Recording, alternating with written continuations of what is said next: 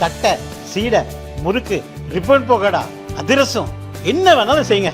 ஒரே ஒரு 5 லிட்டர் இதய மந்த்ரா கடல் எண்ணெய் பேக் ஒரு மாசம் முழுசுக்கும் அத்தனை சமையல முடிச்சு விடலாம். இதய மந்த்ரா.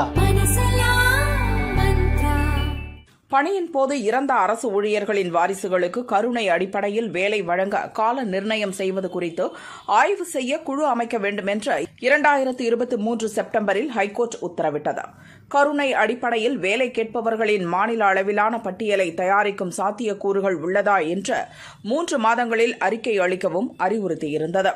ஆனால் குறிப்பிட்ட காலத்திற்குள் அந்த உத்தரவு அமல்படுத்தப்படவில்லை. உத்தரவை அமல்படுத்தாதது தொடர்பாக முன்னாள் தலைமைச் செயலாளர் சிவதாஸ் மீனா, தற்போதைய தலைமைச் செயலாளர் முருகானந்தம் ஆகியோருக்கு எதிரான கோர்ட் அவமதிப்பு வழக்கை ஹைகோர்ட் தாமாக முன்வந்து விசாரணைக்கு எடுத்தது. இந்த வழக்கு நீதிபதி பட்டு தேவானந்த் முன் இன்று விசாரணைக்கு வந்தது. முன்னாள் தலைமைச் செயலாளர் சிவதாஸ் மீனா, தற்போதைய தலைமைச் செயலாளர் முருகானந்தம் இருவரும் ஆஜராகினர். தலைமைச் செயலர் முருகானந்தம் தரப்பில் கருணை அடிப்படையில் வேலை வழங்க கால நிர்ணயம் செய்வது தொடர்பாக ஆய்வு செய்ய குழு அமைந்துள்ளதாகவும், ஜூன் 16 இந்த குழு கூடி கருணை அடிப்படையில் வேலை கேட்பவர்களின் பட்டியலை மாநில அளவில் பராமரிக்க முடிவு செய்துள்ளதாகவும் தெரிவிக்கப்பட்டது. இது சம்பந்தமாக அரசு பணியாளர் விதிகளில் திருத்தம் கொண்டுவர நடவடிக்கை எடுத்திருப்பதாகவும் தெரிவிக்கப்பட்டது. இருவரும் நிபந்தனையற்ற மன்னிப்பு கோரி மனுக்கள் தாக்கல் செய்திருந்தனர். அதை ஏற்ற தற்போதைய தலைமைச் செயலாளர் கோர்ட் உத்தரவை அமல்படுத்த எடுத்த நடவடிக்கை குறித்து திருப்தி தெரிவித்த நீதிபதி இருவர் மீதான கோர்ட் அவமதிப்பு வழக்கை முடித்து வைத்து உத்தரவிட்டார்.